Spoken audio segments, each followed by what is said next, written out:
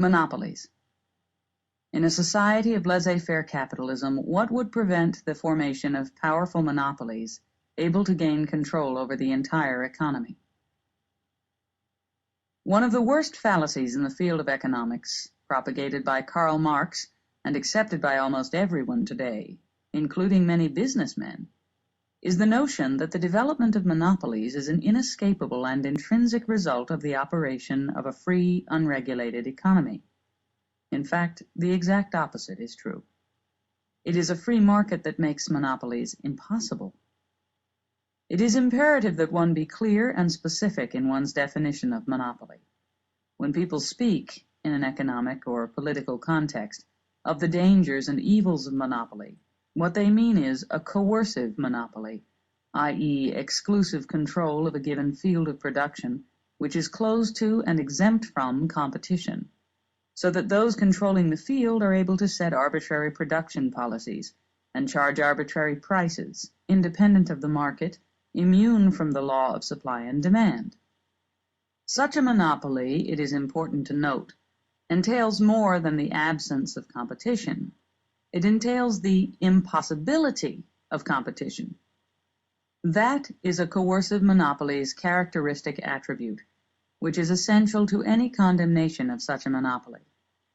In the entire history of capitalism, no one has been able to establish a coercive monopoly by means of competition on a free market. There is only one way to forbid entry into a given field of production: by law. Every coercive monopoly that exists or has ever existed in the United States, in Europe, or anywhere else in the world was created and made possible only by an act of government, by special franchises, licenses, subsidies, by legislative actions which granted special privileges, not obtainable on a free market, to a man or a group of men, and forbade all others to enter that particular field. A coercive monopoly is not the result of laissez-faire. It can result only from the abrogation of laissez-faire and from the introduction of the opposite principle, the principle of statism. In this country, a utility company is a coercive monopoly. The government grants it a franchise for an exclusive territory, and no one else is allowed to engage in that service in that territory. A would-be competitor attempting to sell electric power would be stopped by law. A telephone company is a coercive monopoly. As recently as World War II, the government ordered the two then-existing telegraph companies, Western Union and Postal Telegraph, to merge into one monopoly. In the comparatively free days of American capitalism, in the late 19th, early 20th century, there were many attempts to corner the market on various commodities, such as cotton and wheat, to mention two famous examples, then close the field to competition and gather huge profits by selling at exorbitant prices. All such attempts failed. The men who tried it were compelled to give up or go bankrupt. They were defeated not by legislative action, but by the action of the free market. The question is often asked, what if a large rich company kept buying out its smaller competitors, or kept forcing them out of business by means of undercutting prices and selling at a loss? Would it not be able to gain control of a given field, and then start charging high prices, and be free to stagnate with no fear of competition? The answer is no, it could not be done. If a company assumed heavy losses in order to drive out competitors, then began to charge high prices to regain what it had lost, this would serve as an incentive for new competitors to enter the field and take advantage of the high profitability, without any losses to recoup. The new competitors would force prices down to the market level. The large company would have to abandon its attempt to establish monopoly prices, or go bankrupt, fighting off the competitors that its own policies would attract. It is a matter of historical fact that no price war has ever succeeded in establishing a monopoly or in maintaining prices above the market level, outside the law of supply and demand. Price wars have, however, acted as spurs to the economic efficiency of competing companies, and have thereby resulted in enormous benefits to the public in terms of better products at lower prices. In considering this issue, people frequently ignore the crucial role of the capital market in a free economy. As Alan Greenspan observes in his article Antitrust, If entry into a given field of production is not impeded by government regulations, franchises, or subsidies, the ultimate regulator of competition in a free economy is the capital market. So long as capital is free to flow, it will tend to seek those areas which offer the maximum rate of return.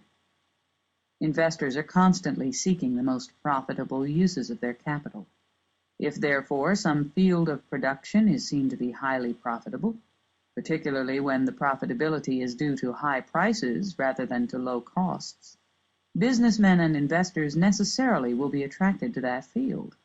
And as the supply of the product in question is increased relative to the demand for it, prices fall accordingly.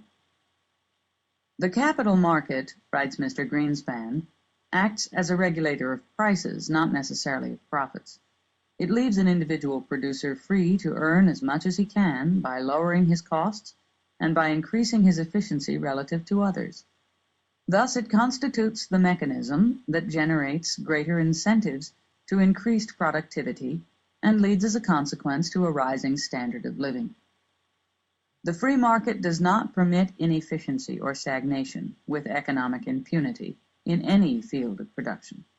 Consider, for instance, a well-known incident in the history of the American automobile industry. There was a period when Henry Ford's Model T held an enormous part of the automobile market.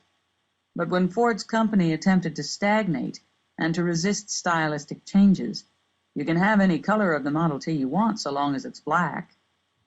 General Motors, with its more attractively styled Chevrolet, cut into a major segment of Ford's market, and the Ford company was compelled to change its policies in order to compete. One will find examples of this principle in the history of virtually every industry.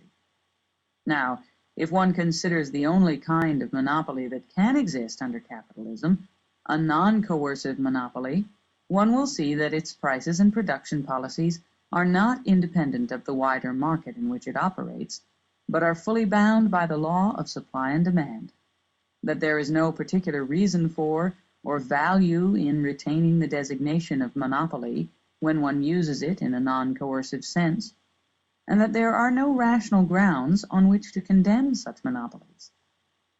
For instance, if a small town has only one drugstore which is barely able to survive, the owner might be described as enjoying a monopoly, except that no one would think of using the term in this context. There is no economic need or market for a second drugstore. There is not enough trade to support it. But if that town grew, its one drugstore would have no way, no power to prevent other drugstores from being opened. It is often thought that the field of mining is particularly vulnerable to the establishment of monopolies, since the materials extracted from the earth exist in limited quantity, and since it is believed some firm might gain control of all the sources of some raw material. But observe that International Nickel of Canada produces more than 2/3 of the world's nickel, yet it does not charge monopoly prices. It prices its product as though it had a great many competitors, and the truth is that it does have a great many competitors. Nickel, in the form of alloy and stainless steels, is competing with aluminum and a variety of other materials. The seldom recognized principle involved in such cases is that no single product, commodity, or material is or can be indispensable to an economy, regardless of price. A commodity can be only relatively preferable to other commodities. For example, when the price of bituminous coal rose, which was due to John L. Lewis's forcing an economically unjustified wage raise, this was instrumental in bringing about a large-scale conversion to the use of oil and gas in many industries. The free market is its own protector. Now, if a company were able to gain and hold a non-coercive monopoly, if it were able to win all the customers in a given field, not by special